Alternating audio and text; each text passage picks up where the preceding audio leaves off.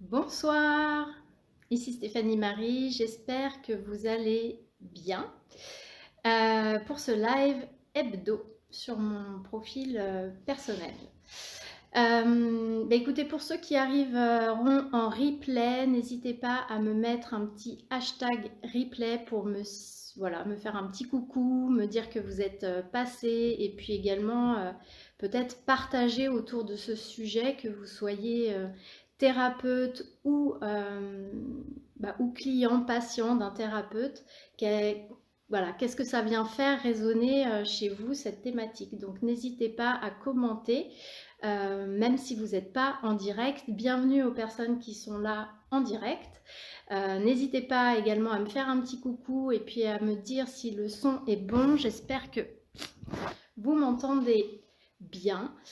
Alors moi je vous cache pas que je suis un peu fatiguée. Je sais pas si vous avez un peu suivi mes stories des jours qui sont précédés, mais j'étais partie à Lyon chez mon amie de cœur, mon amie de vie, mon amie professionnelle Laetitia Laboureau, qui travaille aussi avec moi sur les accompagnements que je propose en individuel. Et ça a été des journées intenses de travail, mais aussi de discussion sur nous, sur nos vies. Et ces discussions-là, quand on les a entre thérapeutes, c'est des discussions qui font beaucoup bouger et qui sont du coup très fatigantes parce que c'est intense de le faire sur plusieurs journées comme ça, même si on s'en rend pas compte, c'est pas comme une séance, donc voilà, ça m'a bien fatiguée. Si Laetitia me regarde, je pense que elle est pareille et elle, elle confirmera de son côté. Voilà, donc n'hésitez pas à me faire signe quand vous êtes là. Moi, je vais avancer sur le sujet. Le sujet du jour. Ah oui, alors juste avant de démarrer, je vous en reparlerai peut-être à la fin. Je vais avoir une annonce à vous faire mercredi dans un live spécial. Je vous l'annoncerai à l'avance. Voilà, avec une annonce, une surprise. J'avais envie de parler aujourd'hui, je vous l'avais annoncé dans un petit post, que je voulais parler de la posture thérapeutique. Et notamment du fait, et ça peut vous intéresser que vous soyez thérapeute ou client-patient d'un thérapeute. J'ai toujours du mal avec le terme client-patient parce que en tant que thérapeute, on voit les gens qu'on suit comme des patients, mais d'un point de vue plus légal, on n'a pas le droit de les appeler patients. Donc je dis toujours client-patient pour cette raison-là. Donc quelle que soit votre place, moi je suis aux deux, puisque un thérapeute en principe est aussi le client d'un autre thérapeute, puisqu'on est censé on va en parler, faire un travail sur soi, toujours, continuellement. Donc, ce que j'avais envie d'aborder aujourd'hui, c'était la posture thérapeutique autour du sujet, puisque la posture thérapeutique, ça revêt d'autres choses aussi, mais autour du sujet de est-ce qu'on peut ou pas, ou est-ce qu'on doit ou pas, partager en tant que thérapeute son expérience de vie, son histoire personnelle aussi, ça m'intéresse, hein. N'hésitez pas à me dire en commentaire comment vous le percevez, ça. Est-ce que vous pensez que oui? Est-ce que vous pensez que non? Parce qu'effectivement, il y a souvent deux, j'allais dire, courants, ou en tout cas deux façons de parler de ça, qui va être assez binaire. Des gens qui vont, enfin, on va nous dire que non, qu'un thérapeute doit rester absolument neutre, qu'il doit être dans l'écoute, qu'il doit être dans l'accompagnement, mais qu'il ne doit absolument pas parler de sa vie privée, euh, et toujours maintenir une distance en fait avec son client pour permettre au client d'avancer d'une part par lui-même et puis surtout d'éviter que le client soit dans ce qu'on appelle un transfert qui soit trop fort avec son thérapeute. Sachant que le transfert du client sur le thérapeute est normal. C'est normal et c'est même bénéfique, puisqu'on est là pour représenter aussi une figure rassurante, enveloppante. Généralement, quand on est une femme, un peu la mère, même s'il y a un décalage d'âge, on représente dans l'énergie la mère bienveillante que le patient auraient aimé avoir. Donc voilà, il y a cette posture-là, et puis il y a ceux qui vont dire au contraire, non, non, il faut partager les choses parce que ça permet aux gens de se reconnaître, de pouvoir s'imprégner d'autres choses, de pouvoir s'identifier et du coup de pouvoir transcender ses propres blessures. Moi, je crois à un positionnement, on va dire, intermédiaire. Encore une fois, je suis vraiment à l'écoute de ce que vous pensez de ça, donc n'hésitez pas, que vous soyez en live, en replay, à commenter. Moi, je crois à un positionnement intermédiaire et qui est plus juste, même s'il est plus subtil et plus difficile à trouver. La première chose qu'il faut avoir en tête, c'est, et c'est important, voilà, de vraiment l'intégrer, c'est qu'on attire à nous des personnes qui sont en résonance avec nous. On va attirer des histoires, des personnes qui viennent en résonance avec notre propre histoire. C'est d'ailleurs pour ça qu'inconsciemment, ces personnes-là sont attirées par tel ou tel thérapeute, parce que l'inconscient capte que le thérapeute, je vous en parle souvent dans les lives, de l'importance de l'inconscient et de comment il capte ce qui se cache derrière l'être humain.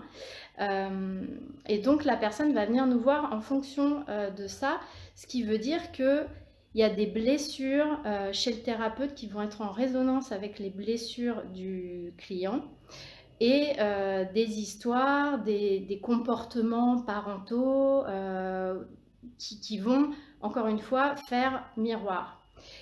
Et c'est là que c'est difficile parce que le risque, c'est j'allais dire, de dévier. De dévier par deux mécanismes en projetant, en faisant des projections sur nos clients ou en faisant des transferts sur nos clients. Alors, du coup, c'est des transferts, mais on appelle ça en fait des contre-transferts parce que le client lui-même transfère sur nous. Ça, c'est normal. Mais par contre, on doit le gérer, c'est-à-dire qu'on doit maintenir un cadre. Mais nous, on peut être en contre-transfert avec notre client, c'est-à-dire lui renvoyer un transfert qui vient de nous. C'est deux choses différentes. La projection, c'est le fait de projeter une part de moi sur une personne à l'extérieur. Je vais projeter des émotions que j'ai ressenties sur mon client.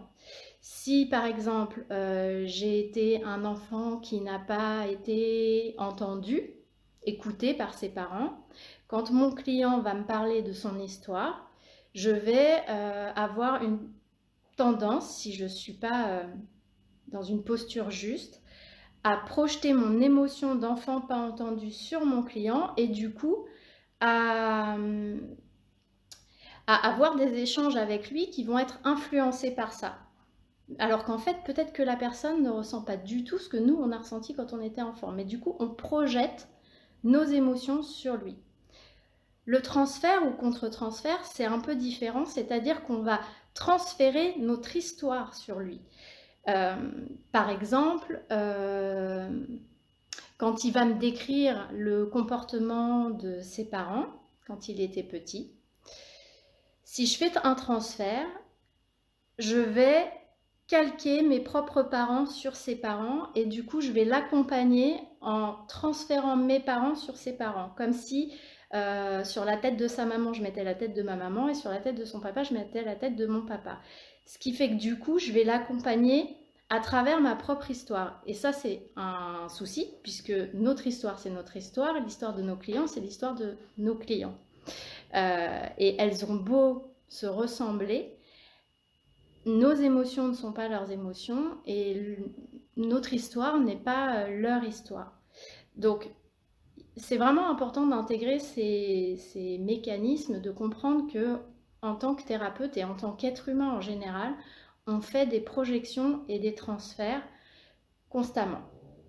Donc, pour pas dévier et pour pas aller dans ces projections, déjà, il faut avoir bien conscience de comment fonctionnent ces systèmes-là. Projection, transfert. Également du client vers nous. Normalement, on est censé connaître tout ça. Moi, d'expérience, à travers les différentes formations que j'ai pu faire, Je trouve que malheureusement, ce sont des choses qu'on n'apprend pas aux futurs thérapeutes. On leur apprend des disciplines, on leur apprend des outils, mais on ne leur apprend pas des postures thérapeutiques, on ne leur apprend pas à détecter chez leurs clients s'ils sont face à des gens qui sont dans de la psychopathologie plutôt que dans de la psychothérapie classique. Et c'est dommage. Mais bon. Donc, c'est important d'avoir bien conscience de ces phénomènes de projection, transfert et de les ressentir quand on est en train de tomber dedans. Comment on évite ça aussi? C'est clairement en ayant fait et en faisant un travail sur soi. Le nombre de thérapeutes qui ne font pas de travail sur eux profond, il y en a beaucoup, malheureusement. Il y en a beaucoup parce qu'ils pensent que parce qu'ils ont fait une formation, ils sont allés au bout des choses, parce que ils se font croire aussi que tout va bien, ou parce qu'ils n'ont pas trouvé les bonnes personnes peut-être pour les aider, eux aussi. Mais c'est hyper important d'être allé au fond de sa problématique, c'est-à-dire que quand on travaille avec quelqu'un sur une problématique, on peut partager, enfin là c'est vraiment lié au partage de l'expérience, on ne peut pas partager son expérience si on n'est pas soi-même allé résoudre la problématique en profondeur. Et il ne s'agit pas juste de l'avoir explorée, il s'agit de l'avoir explorée, de l'avoir travaillée, de l'avoir pacifiée, transcendée et d'incarner réellement cette pacification et cette libération émotionnelle. Si on se fait croire qu'on a pardonné à notre père ou à notre mère de nous avoir fait ci ou ça, parce que c'est très souvent le cas, on dit, surtout chez les thérapeutes, il y a beaucoup ce qu'on appelle la fuite de l'ego dans l'idéal du moi. C'est vraiment de moi je suis au-dessus des autres et moi j'ai fait plus de travail que les autres. Et donc, les thérapeutes se font croire qu'ils ont pardonné, qu'ils ont transcendé des blessures, etc.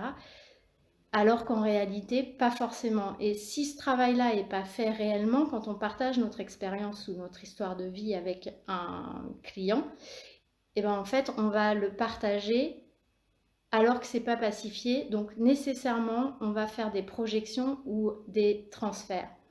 Moi, j'ai eu des cas, régulièrement, je dirais pas à chaque fois, mais ça arrive quand même souvent que des clients me disent, ah ben j'allais voir une thérapeute et puis par exemple, je sentais bien qu'elle voulait me pousser à divorcer de mon mari.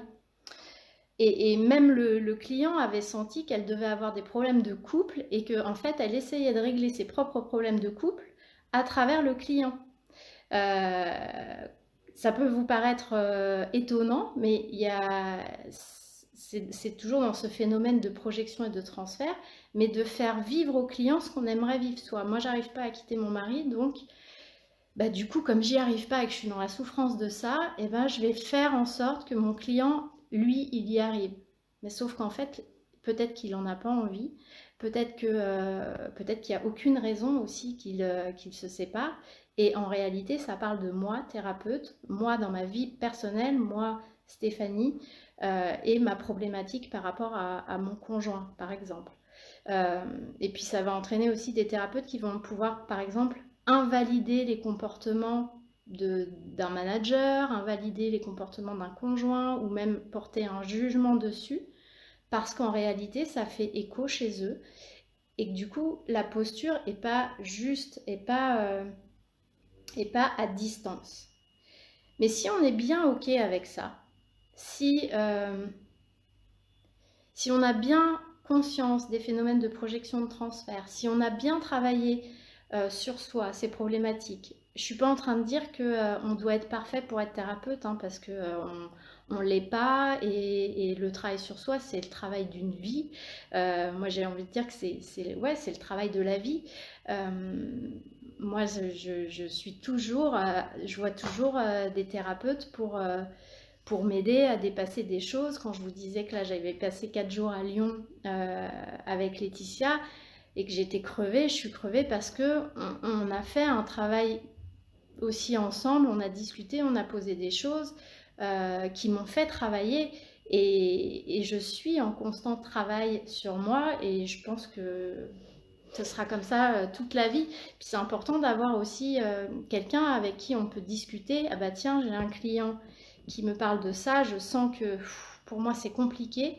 Je vais aller voir à quelqu'un qui va pouvoir me faire travailler en fait là-dessus pour pouvoir accompagner cette personne. Moi, il m'est arrivé, je vous prends un exemple, c'est quelque chose qui m'a marqué parce qu'en plus j'étais au tout début de mon activité de thérapeute et j'attirais à moi en tout cas des choses assez lourdes.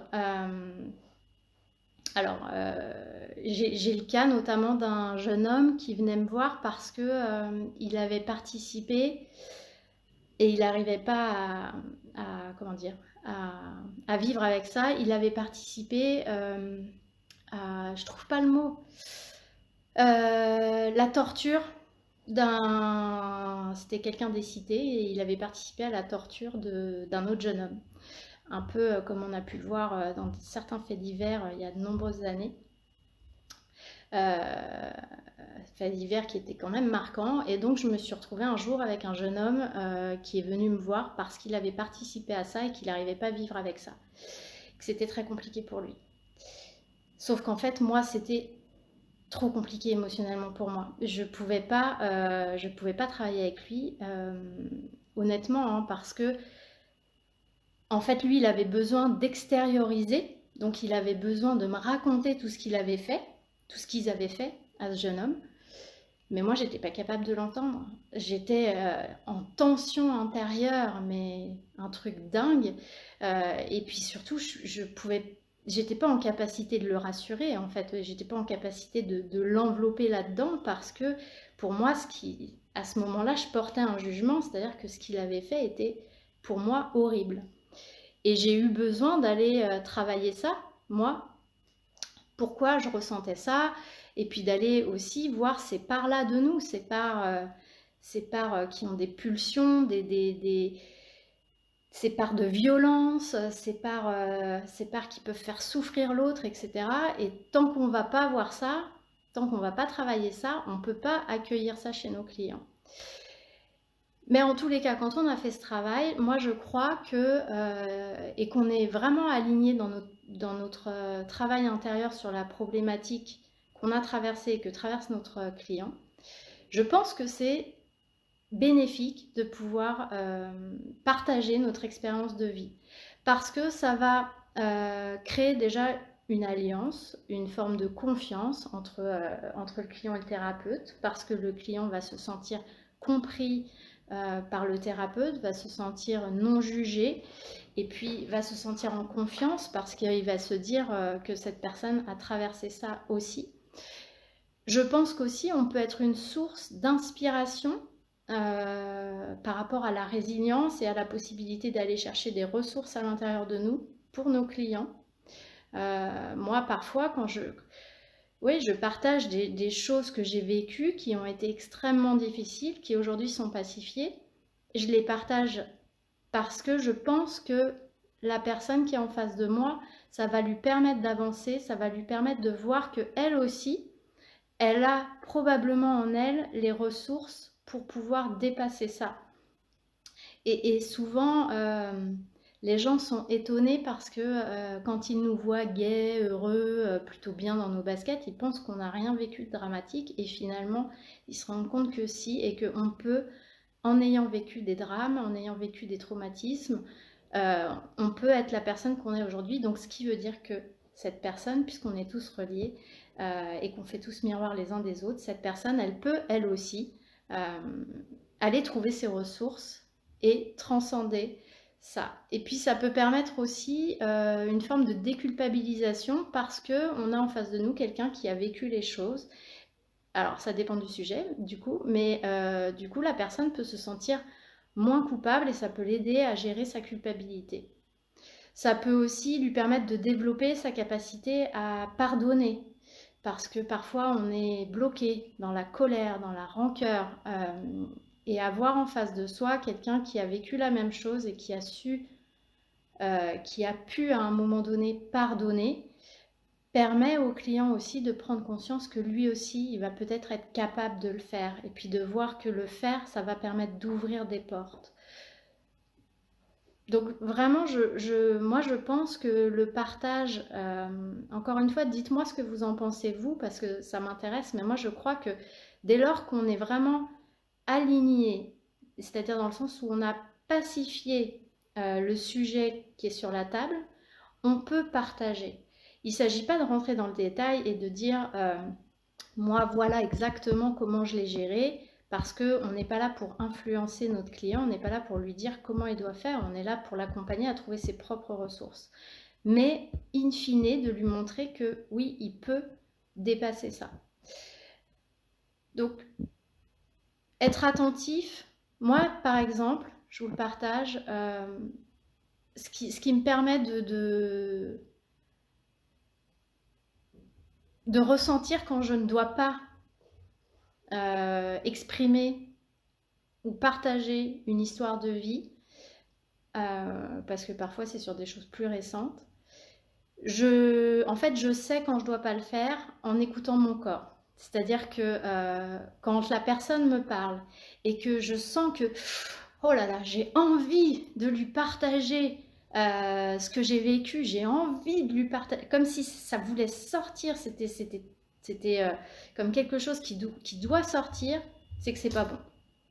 Pour moi, c'est que c'est pas bon. C'est que là, en fait, c'est les parts de moi qui sont blessées, qui ont envie de s'exprimer, qui ont envie de dire, mais c'est pas du tout la posture juste du thérapeute. Là, ça veut dire je suis dans mes blessures et je suis en train de faire de la projection et du transfert avec mon client et surtout, je me repose, je retourne à l'intérieur, je respire, je me recentre et je ne parle pas. Et puis bien sûr, c'est des choses qu'après j'évoque avec la personne qui me suit en thérapie supervision pour pouvoir aller travailler ce point-là. Voilà, et pour finir, vraiment, je pense, c'est important en tant que thérapeute, si vous êtes là, de vous-même avoir un thérapeute. Ça veut pas dire que avoir un thérapeute ne veut pas dire que vous êtes un mauvais thérapeute, bien au contraire. Avoir un thérapeute quand on est thérapeute, c'est le signe d'être un bon thérapeute. Parce qu'on fait ce travail-là sur soi, parce que nos clients viennent faire miroir avec nous, donc ils viennent réveiller des choses, et c'est tout à fait sain et normal qu'on ait besoin d'aller les travailler, et c'est hyper important pour justement ne pas tomber dans ces contre-transferts et dans ces projections qu'on pourrait faire avec nos clients. Voilà, et bien ce sera tout pour ce soir. À nouveau, mercredi, j'ai un truc à vous annoncer, donc je ferai un live mercredi dans la journée, dans la soirée, je ne sais pas, pour vous annoncer cette chose. Et puis, n'hésitez pas, si vous êtes venu en replay, à me faire un petit coucou, à me partager votre ressenti par rapport à ça. Posture client, posture thérapeute, peu importe. C'est toujours intéressant d'avoir des échanges. Et puis, je vous souhaite une belle soirée et je vous dis à mercredi du coup. Bye!